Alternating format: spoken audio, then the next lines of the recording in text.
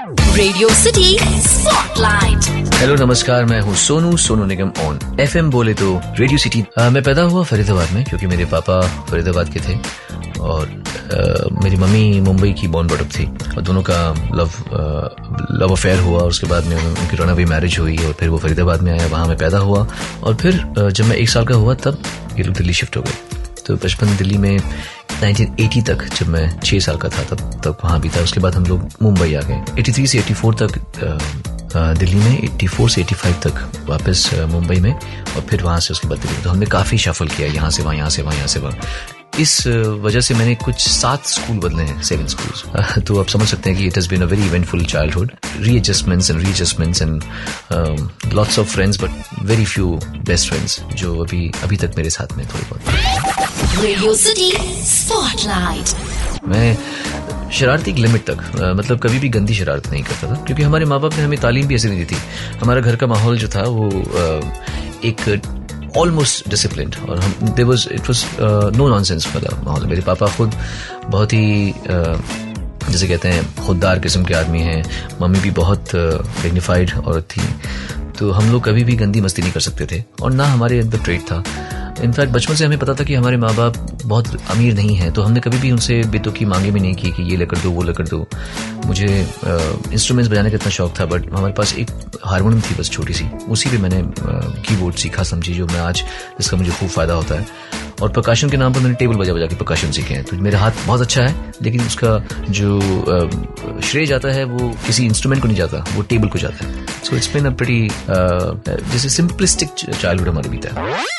Radio City Spotlight. Hello नमस्कार, मैं हूँ सोनू निगम ऑन FM बोले तो रेडियो सिटी। दिल्ली में थे, papa mummy already stage shows कर रहे थे तो उनको देख के मुझे लगा कि शायद यही जिंदगी है और यही शायद इसी तरीके से जिया जाता है। मुझे बहुत शौक था गाने का, तो मैं रो के खुद गया स्टेज पे। वो नहीं जानते थे कि मैं ऐसे गा सकता हूँ, जो कि बड़ा यकीन आने वाली बात है। लेकिन जब मैं स्टेज पर गया, मैंने गाया पापा के साथ में क्या होता रहा था, तो उनको खुद भी हैरानी हुई कि ये गा सकता है। तो इस तरह मेरी शुरुआत हुई। Radio City spotlight. मेरे पापा से तो मैंने बचपन में जैसे कहते हैं इंस्पायर्ड होकर सीखा है। कभी कभी वो मुझे कोई गाना अगर सिखा दें तो अलग बात है, लेकिन ऐसे विधिवत नहीं सीखा। सिमिलरली गुलाम मुस्तफा खान साहब से जब मेरी मुलाकात हुई तो 1997 था वो, तो मैं बहुत देर के बाद उनसे सीखा हूँ। तो बचपन में मैंने किसी से नहीं सीखा, सिर्फ अपने आप ही खुद को ट्रेन कर करके, कैसेट सुन के, रेडियो से रिकॉर्ड कर करके। जो हमारे सीनियर सिंगर्स हैं, रफ़ी साहब, किशोर कुमार जी, लता मंगेशकर जी, आशा भोसले जी, मन्ना डे साहब, तलत महमूद जी, हेमंत कुमार जी, महेंद्र कपूर जी, फिर गुलाम अली जी, पंकज उदास जी, तलत अजीज जी, अनूप जलोटा जी, मेहदी हसन साहब, फिर बाद में और आगे चल के क्लासिकल खूब सुनना शुरू किया, खुद को सेल्फ ट्रेन किया। और एक और मेरे, जब मैं मुंबई आ रहा था तब 6 महीने के लिए मैंने मोहम्मद ताहिर साहब से थ्योरी कम से कम समझी कि राग क्या होते हैं और ताल क्या होती है। यू नेवर नो कौन मिल जाए यहाँ पे, वो उदित नारायण जी से नहीं पूछेगा कि तुमने गाना कौन से राग में गाया, लेकिन just to insult somebody, humiliate भी करते लोग ना यहाँ पे, बच्चा देख के और तंग करते हैं। तुमको राग कितने आते हैं, तुमको ताल कितनी आती हैं, जैसे कि मतलब यहाँ पे ताल पूछने वाले हैं। बहुत प्यार करते हैं, तुमको सनम का राग पूछेगा कोई स्पीकर से।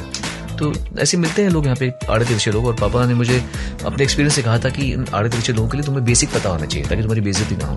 तो थ्योरी मैंने याद की और फिर मैंने किताबें भी पढ़ी उस पर। Mainly I have been self trained in that sense. Radio City Spotlight. Hello नमस्कार, मैं हूँ सोनू निगम ऑन FM बोले तो रेडियो सिटी। 18 की एज में जब मैं मुंबई आया था पापा के साथ में, तो पापा ने मुझे सब बताया कि यहाँ पे उषा खन्ना जी रहती हैं, यहाँ अनु मलिक रहते हैं, यहाँ राजेश ऋषभ रहते हैं, यहाँ ये स्टूडियो है, वहाँ वो स्टूडियो है, सब समझाया। उनकी स्ट्रगल मेरी स्ट्रगल से अलग थी। वो इतने डिग्निफाइड हैं कि वो कभी किसी के आगे हाथ नहीं फैला सकते थे। पर जब मैं बनने के लिए आया था सिंगर, तो मैं उसके लिए तैयार था क्योंकि मुझे पता था इसके अलावा कोई चारा नहीं है। और दूसरा, मैं उम्र में भी बहुत कम था, तो अगर मुझे कोई मिसबिहेव भी करता था तो मैं उसको यही समझ रहा था कि कोई बड़ा मुझे फटकार लगा रहा है बिना बात के। और फिर हमारी शुरू हो गई स्ट्रगल, बसों में, पैदल और ट्रेनों में, यहाँ से वहाँ। फिर स्कूटर ले लिया, स्कूटर में स्ट्रगल करते थे, यहाँ से वहाँ से। Radio City spotlight. अपॉइंटमेंट तो मिल जाता था लेकिन वो बाहर नहीं आते थे ऐसे। बहुत वो क्या है, एक आज के ज़माने के थोड़े जो रूल्स हैं वो बेटर हैं इस हिसाब से। आजकल लोग हायर की इतना नहीं दिखाते जितना दिखाते होंगे, ऑफ कोर्स, लेकिन इतना नहीं दिखाते जितना पहले दिखाते थे। पहले बहुत हायरार्की सिस्टम था कि अगर कोई नया सिंगर आया तो जब तक उसको पूरा जमीन पे रगड़ नहीं दोगे तब तक आप कंपोजर में कहलाओगे। तो उस तरीके से पहले काफी मुश्किल था और मुझसे भी पहले काफी लोगों ने स्ट्रगल कर रखी है। उदित नारायण जी ने बहुत स्ट्रगल की है, मैंने सुना है। शानुदा ने इतनी नहीं की, पर अभिजीत भट्टाचार्य जी ने काफी स्ट्रगल किया है। विनोद राठौड़ जी ने स्ट्रगल किया है मेरे से पहले। तो ये सब मुझसे सीनियर हैं और इनकी स्ट्रगल्स मैं जानता हूँ, बहुत धक्के खाए इन्होंने भी। तो this was how it was at that point and मैं भी उससे कोई अलग नहीं था, मैंने भी देख लिया सब। तब था ऐसा, जैसे एक जमाना था जब माता पिता अपने बच्चों को बहुत पिटाई करते थे हंटर से, डंडे से। अब नहीं होती। तो तब ये जमाना था, उस समय हायरार्की सिस्टम था कि सिंगर्स को रखड़ाया ही जाए। वैसे ही कंपोजर्स को भी रखड़ाया जाता था, प्रोड्यूसर डायरेक्टर करते थे, उनको भी तकलीफ होती थी। आजकल कंपोजर्स और लिरिक्स राइटर्स जो हैं वो ऑन अ बडी टर्म है किसी भी के साथ में भी। समहाउ इक्वालिटी ज़्यादा है और they are enjoying their work perhaps more. लेकिन इतना फ़र्क है कि जब हम एक स्ट्रिक्ट से एटमॉस्फेयर में थे, उस समय हम लोग मेहनत बहुत करते थे अपने को अच्छा दिखाने के लिए कि हम अच्छा गाते हैं, हम अच्छा गा पाएंगे। तो ट्रेनिंग बड़ी अच्छी हुई इस हिसाब से। तो I owe my voice and my singing to that. Radio City Spotlight. Hello नमस्कार, मैं हूँ सोनू निगम ऑन FM बोले तो रेडियो सिटी। प्राइस इतना मैटर करता नहीं है। आज हम जब मैंने कितने गाने गाए हैं जहाँ में पैसे लिए नहीं मैंने, तो प्राइस की बात नहीं है, बात पैसे की नहीं है। बात यह है कि मेरी जिंदगी में कोई R.D. बर्मन नहीं आया जो किशोर कुमार जी के लिए आया। मेरी जिंदगी में कोई नौशाद नहीं आया जो रफी साहब के लिए आया। या शंकर जयकिशन और राज कपूर और मुकेश जी की जोड़ियाँ ऐसे ही जो थे, मेरी जिंदगी में ऐसे नहीं आए जो मेरे साथ में बहुत अच्छा काम किया। आई फील जिन दो लोगों का मैं नाम अच्छी तरह ले सकता हूँ वो है अनु मलिक और A.R. रहमान ने भी इनिशियली काफ़ी अच्छा काम किया। लेटली तो I haven't sung anything for him.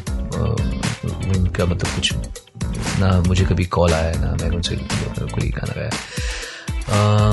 Sajid Wajid ने मेरे से अच्छा काम कर रखा है। But you also need consistently ऐसे लोग आपके आसपास चाहिए जो एज अ सिंगर आपका बेस्ट पेश कर सकें। एंड अपने हिसाब से अनु जी ने बहुत अच्छा काम किया है। नदीम शमन का जब तक मुझे काम मिलता तब तक वही खुद मार्केट में इतना नहीं रहे, क्योंकि परदेश के वक्त ही ये सब हो गया था और नदीम जी उसके बाद लंदन चले गए थे तो वो नहीं रहे। I have done off and on good work with Chetan Lalit ji, Anand Milind and Ismail Darbar sahab ने काम किया। लेकिन कंसिस्टेंटली ऐसा कोई नहीं जैसे R.D. बर्मन जी ने किशोर कुमार के साथ में पूरा निचोड़ के उनको अच्छा काम किया है। I miss an R.D. Burman in my life. Radio City Spotlight. जो मैं गाता हूँ, जो मैं अभी गा रहा हूँ, जिस तरह मैं पार्ट बाय पार्ट इम्प्रूव हो रहा हूँ, जिस तरह मैंने अपने को एक्सक्लूसिव रख रखा है। मैं आलतू फालतू गाने नहीं गाता, मैं बिल्कुल फालतू काम नहीं करता। बट हैविंग सेड दैट, मैं ये भी मानता हूँ कि अगर मैं अच्छा गायक हूँ तो मैं अच्छा गायक हूँ, अगर मैं खराब गायक हूँ तो मैं खराब गायक हूँ। मेरे गाने या मुझे अवार्ड्स ये साबित नहीं करते कि मैं अच्छा है, मैं खराब गायक हूँ। इनसिक्योरिटी को मैंने कभी अपने अंदर आने नहीं दिया, बिकॉज मैं जानता हूँ कि मेरा काम इतना अच्छा है कि मैं अगर जिंदगी भर कोई नया गाना ना गाऊँ, उसके बावजूद मैं कॉन्सर्ट्स कर करके I will keep doing well. और ऐसे ही हुआ भी है फ्रैंकली। कॉन्सर्ट्स में आपके बीच में कोई पर्दा नहीं है, सिर्फ ऑडियंस है और एक आर्टिस्ट है। So that way I like concerts, litmus test है। Radio City spotlight.